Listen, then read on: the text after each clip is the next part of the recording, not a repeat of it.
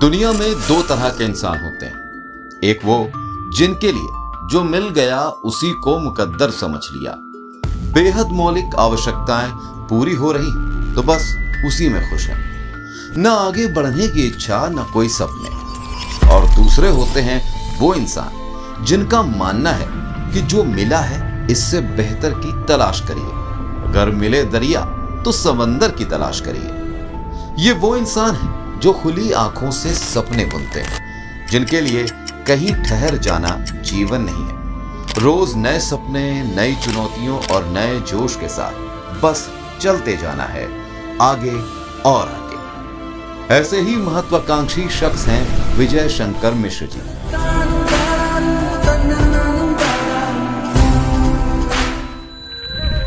प्रयागराज में जन्मे विजय शंकर जी के पिता पेशे से वकील थे। कमाई थी पर जरूरत से कम।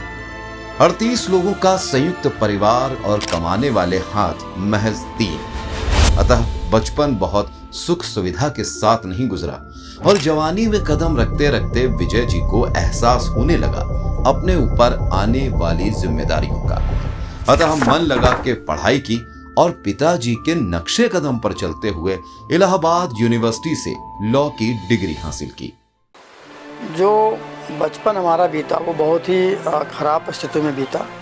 आर्थिक स्थिति अच्छी नहीं थी और चूँकि संयुक्त परिवार था, ज्वाइंट परिवार था, करीब 38 लोग का परिवार है, लेकिन ये मन में बात आती थी कि इतनी बड़ी जिम्मेदारियां हैं, कैसे आगे निभेगा, कुछ बड़ा करना पड़ेगा, कुछ अच्छा करना पड़ेगा। लेकिन पिताजी की इच्छा थी कि मैं लॉ करूं, क्योंकि फादर भी हमारे अधिवक्ता रहे, बहुत अच्छे अधिवक्ता रहे जिला कचहरी प्रयागराज में।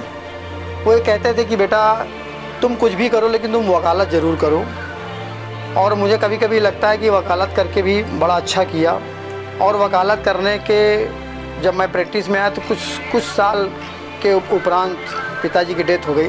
अब उम्र बढ़ी और एक यंगस्टर उम्र में आए तो लगा कि इस तरीके से चीज़ें नहीं चल पाएंगी और लगा कि अब जिम्मेदारी मेरे ऊपर बहुत बड़ी है और आने वाले समय में जिम्मेदारी बहुत बड़ी होने वाली है।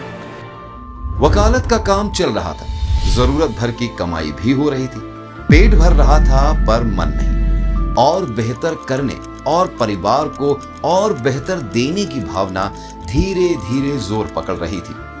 कम में समझौता करने वाले विजय जी थे नहीं और ज्यादा की उम्मीद वकालत से थी नहीं। उनकी महत्वाकांक्षा उन्हें बार बार झकझोर रही थी, पर अभाव था सही दिशा का, सही प्लेटफॉर्म का।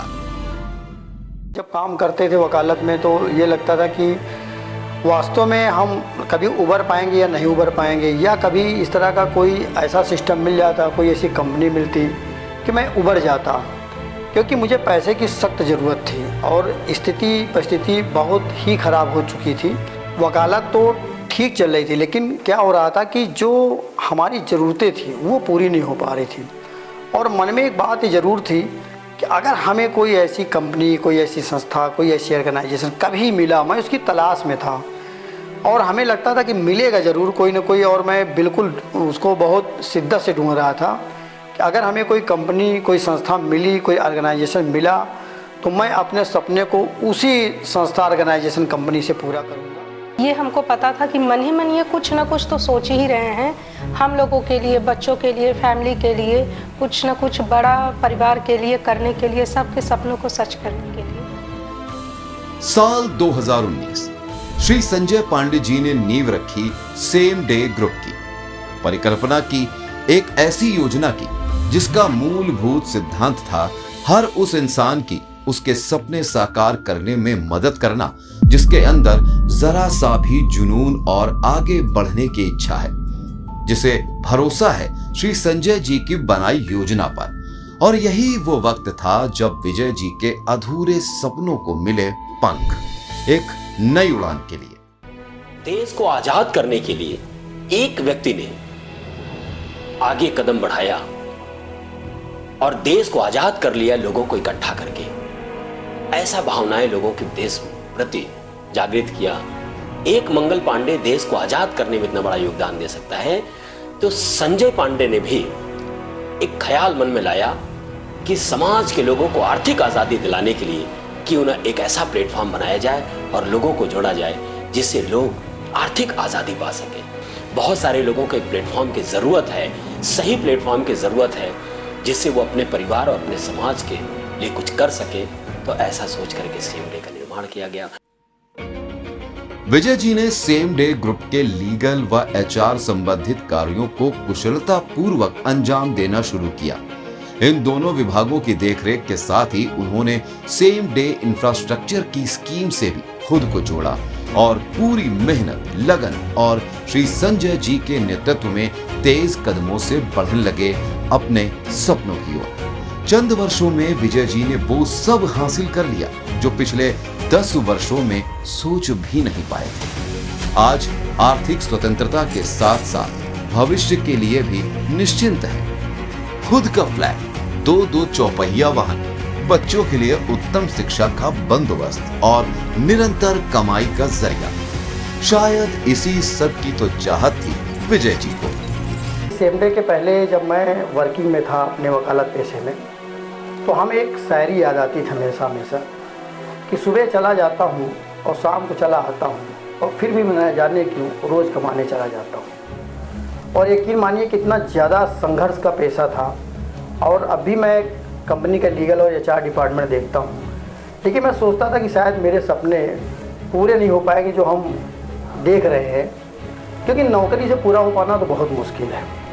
लेकिन जब ये प्लेटफार्म मिला सेम डे का, तो लगा यार कुछ ना कुछ कर सकते हैं ज़रूर। एक जैसे लगा कि ग्रेट अपॉर्चुनिटी हमको मिल गई। वो सारा कुछ ऊपर वाले ने दिया, छोटी गाड़ी से बड़ी गाड़ी, एक मकान से 2 मकान और एक लग्जरियस लाइफ दिया। तो ये कहने की बातें नहीं है, ये होती है कि सोच, एक अच्छा विजन मिला, एक अच्छी सोच कंपनी के साथ मिली हमें, और हमें लगे यार वास्तव में इस कंपनी में अपने सपने को पूरा कर सकते हैं। सही कहा है किसी ने कि असंभव कुछ नहीं। अगर आप जुझारू हैं, अगर आपके सपने जीवित हैं और आपके पास सेम डे जैसा मंच है, तो सफलता आपके कदम न चूमे ऐसा संभव नहीं। सेम डे ग्रुप सिर्फ कोई नौकरी या व्यापार नहीं है, ये एक विचारधारा, एक सोच जिसका लक्ष्य है पूरे परिवार को नई ऊंचाइयों तक ले जाना। Alone we can do so little. Together we can do so much. Helen Keller।